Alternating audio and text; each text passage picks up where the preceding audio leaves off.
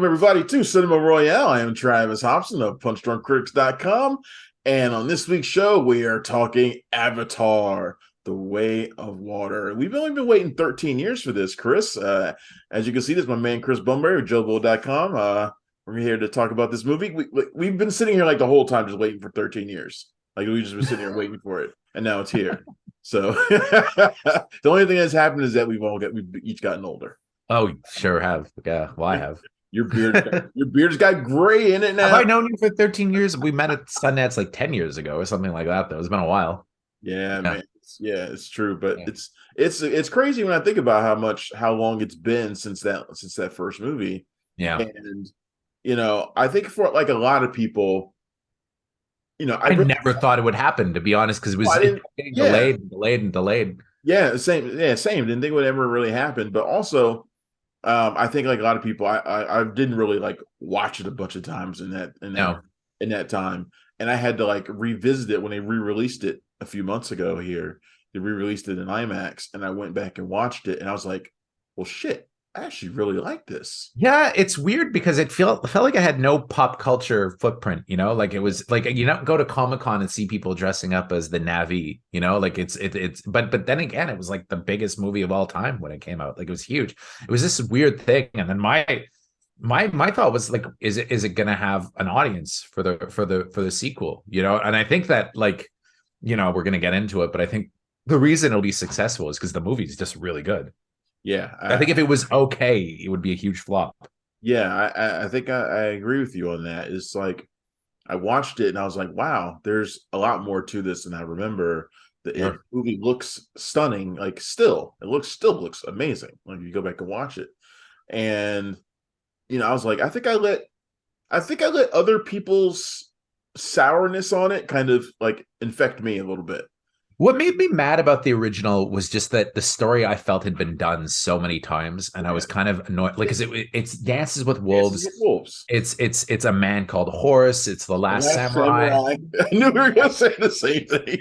That's why I liked the sequel more, though, because I feel like we never got a Dances with Wolves 2, where John Dunbar and stands with a fist when they had their family. We never got that follow-up, and so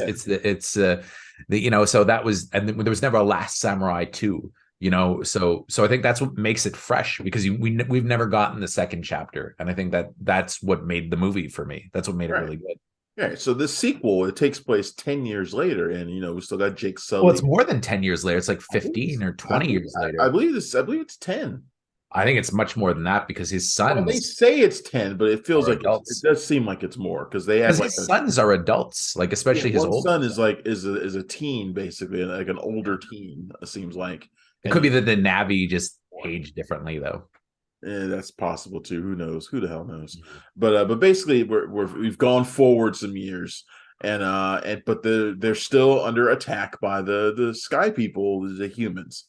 We're not going to give away everything that's going on with the humans, but basically the fight has never truly ended. The first movie seemed like it was coming to a close, but it really wasn't. They've been fighting over the course of those many years, and this time Jake and his family are forced to flee the Forest clan and take refuge with the Reef clan, which means a whole new way of life, adapting to water and learning new cultures, everything. Learning the way of water. The way of water. It sounds like some Bruce Lee shit. Actually. Yeah. The way of water. But the fight continues, and we learn more about the humans and what their mission is on Pandora. We see Jake and his family and his children, which is actually kind of a mixed race, mixed family, because they have one daughter who's mixed. They kind of have an adopted son, Spider, and an adopted daughter as well. That's the thing. That's what's interesting about the movie. Yeah. I find is, without giving too much away, is that they do have a mixed family. They have two natural kids who have human DNA in them, and then they have two adopted kids. One of the adopted kids is human. One of the adopted kids is Na'vi, and it's very clear that they love the Na'vi much more than they love the human. Which I think, at least it's clear that least with one parent. Yeah, and it's At kind of, and least that's with an one parent. interesting dynamic too. It's like, Yeah. it tells about you love the child that looks more like you in some ways. Like it's kind of heady subject matter that Yeah. they're tackling in Yeah, that. it's something that we see in life a lot when you have like stepchildren and things like that. You know, you have these families that come together, and you have one parent who treats his own children better than he treats the other children who come into the family. But Well, and I think that's also Zoe Saldana's character is prejudiced against humans, and apparently that's something they're going to tackle as the series goes on. Apparently they're going to go to Earth at some point, which would be kind of fascinating. Sounds a little like Escape from the Planet of the Apes a little bit, but it's kind of interesting. I hope we get that far into the franchise actually. We'll But see. I don't know. I mean, the opening night was good, but I mean, it's not massive. But I'm already hearing from friends who are like, who I like every single friend I know is going to see it. yeah, I'm also hearing from people who've already seen it and are going to go back. Like I'm Going to going be the back. key, though. Are you going to get the return business? Because his movies are always like that. They open soft, and then they have this consistency. Like Yeah. that was what Titanic was like. That was what Avatar was like. So it'll be return business that will. Avatar was in theaters for damn near a year. I mean, it Yeah, was it sure was. So was Titanic. I remember Titanic. Every movie that came out was flopping because nothing could compete with it at the box office. I remember U.S. Marshals tanking. I sorry. remember Looking around for Fall. my cat, who I know is out here doing something when he's not He's supposed gonna leap in to. through the I heard him walk behind me, and now I can't spot him. So I'm like, oh shit. Anyway, But yeah, um, I remember U.S. Marshals flopped, Fallen flopped, Deep Rising flopped. All these movies were coming out, and they were that it was finally knocked out from number one by Lost in Space. I remember that. yeah. The thing that I really love about this movie the most, I think, is that it it follows the children more than anything else. And Yeah, you have a whole big middle section of the film that is just like one big coming of age story, where you have the one son who's like the warrior and the protector, really takes after his father. You got the one son who's like the one who can't get anything right, and the daughter who's kind of finding her way, and then another these are kind the of tropes, like really common tropes that you would see in a lot of movies. But right. I This is think they Cameron work does. though. Yeah, Cameron. This is what Cameron does. The thing I love about Cameron is I don't find any of his movies to be especially complicated. No, For all of the technological breakthroughs that he brings to every single movie, including this one, which looks. I mean, I caught myself holding my breath in some of the underwater scenes here.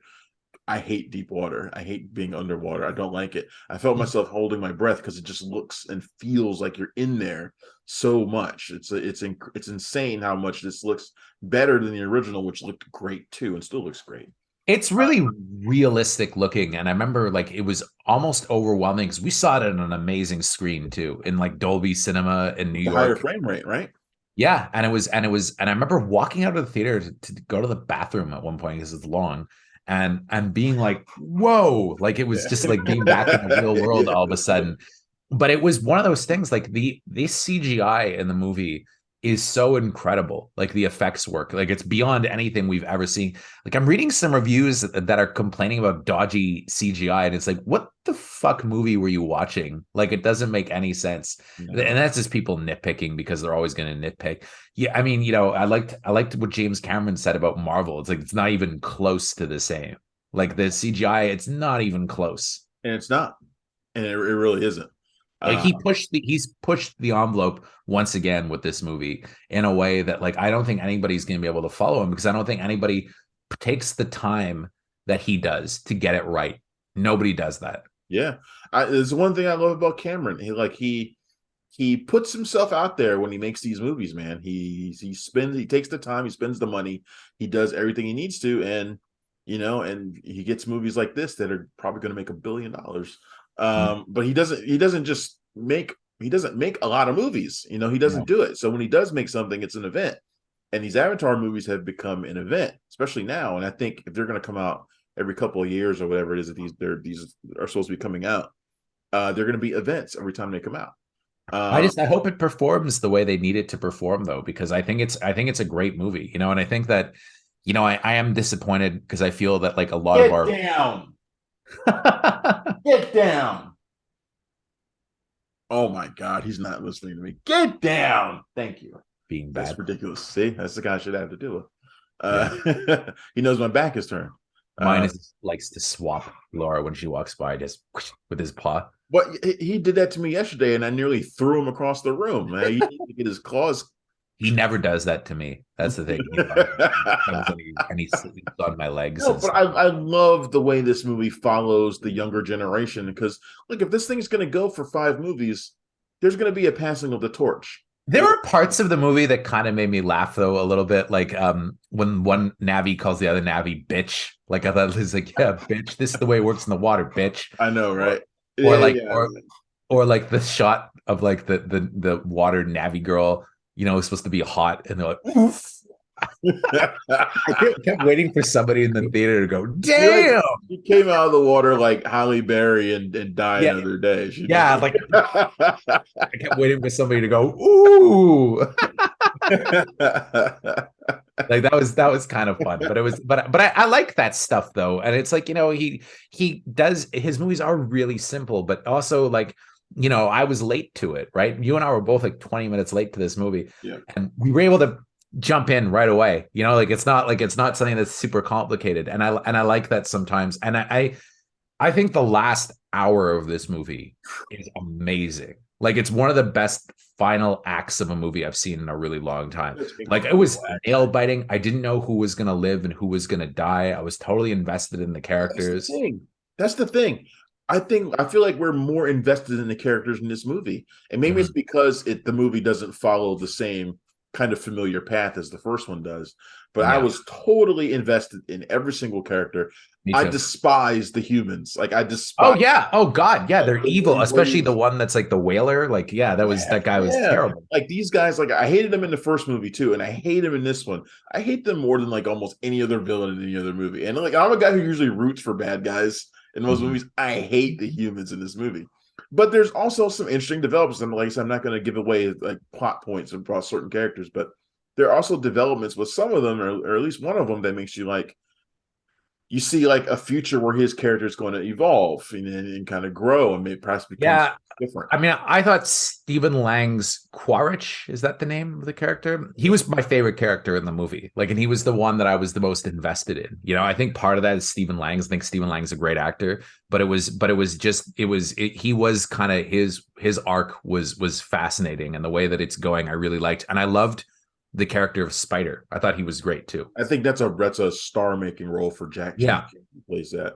He's coming up. He's going to be in something else coming up soon too. I can't think what it was. I mean, I could see why though, because he is really good in it, Yeah. and you get to see his face. Unlike the other kids are great too, but you actually get to see him, so it's a little bit more. He's more recognizable, I think. I'm fascinated by what his arc is going to be over the Yeah, next. for sure. Well, I mean, they're setting up a really good one, and it's like an interesting 3-dimensional arc. I don't know, but I liked everybody though. I thought Worthington was great. And then Zoe Saldana though had some really good material this movie, because they make her, the shading that they give her, they make her not always likable. Like she does Yeah. some highly questionable stuff in the last act, and I thought that was interesting that they trust the audience enough to know that like they're not going to be turned off right away, and that there's going to be some. I don't feel like these movies. I think we expect it. Like I go into the movies like this thinking they're all going to follow like the Star Wars path. And I feel like these movies with this one in particular, I'm not sure where they're all going to go, and Well, I mean, they I don't have. exactly know where each character's direction is going to lead either. Well, they embrace kind of the gray area, I mean, I think the Star Wars movies, when you see them, all the characters are either good or they're bad, or they're bad and they become good. But then you rarely have one go past like a certain point where they do something that's quote unquote unforgivable. And I think that Saldana's character in this like gets into some very dark territory, and it's like, whoa, what Yeah. the fuck, And it's kind of and I thought that was interesting that they did that. But I also like the fact that people die in these movies and they stay dead, and that's something I hate about Marvel, is that you just, everybody's always going to come back, oh, it's always this, yeah. Even Thor Love and Thunder, she dies of cancer, and then at the end it's like, oh, she's not actually dead, she's in this afterlife, they'll be back, there's a way back. Quicksilver's not back. I mean, because the actor's Uncle not Ben's back. not back. Because the actor's not back. He could come back at some point. They even brought him back some kind of, with the other actor. I know. But anyway, If yeah. Downey Jr. said one day, I want to play Iron Man again, they would put him back like that. Yeah, of course. They would just reach into another dimension and bring in Yeah, another Tony Stark. the I evil mean, one yeah, without the of goatee. course. Yeah, of course. But no, man, I'm really excited to see this movie again. I Me think too. the 13 years has been worth the wait. I don't know why it seems like, and maybe as I'm sure it's not just me, but I feel like we bet against James Cameron and we come up short. We Like we do. always.